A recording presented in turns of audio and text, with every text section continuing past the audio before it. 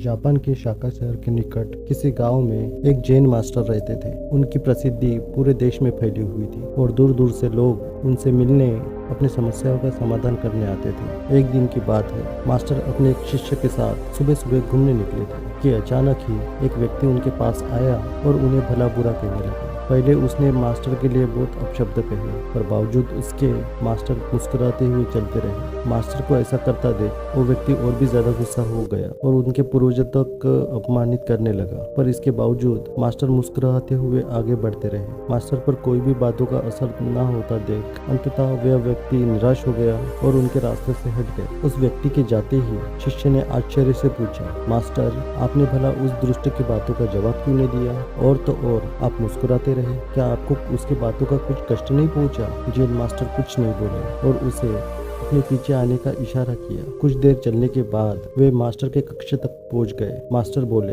तुम यही रुको, मैं अंदर से अभी आया। मास्टर कुछ देर बाद एक महिला कपड़ा लेकर बाहर आए और अपने शिष्य को देते हुए कहे, बोले, लो, अपने कपड़े उतार कर इसे पहन लो। कपड़ों से अजीब सी बदबू आ रही थी और शिष्य ने अपने हाथों में ही तुरंत फेंक दिया। मास्टर बोले, क्या हुआ? तुम इन महिला कपड़ों को ग्रहण नहीं कर सकते ना? ठीक इसी तरह मैं भी उस व्यक्ति के फेंके हुए अपशब्दों को नहीं ग्रहण कर सकता। इतना याद रखो कि यदि तुम किसी बिना मतलब भला बुरा कहने पर क्रोधित हो जाते हो, इसका अर्थ है कि तुम अपने साफ सुथरे वस्त्रों की जगह उनके फेंके हुए कपड़ों को ग्रहण कर रहे हो। दोस्तों, इस जैन कहानी में गुरु ने शांतचित्त रहकर अपने आप पर और अपने विचारों पर काबू पाने की बात कही है। किसी के अपशब्द से हमें बिल्कुल भी अविचलित नहीं होना चाहिए। हमारे मन और तन पर सिर्फ हमारा ही कंट्रोल होना चाहिए।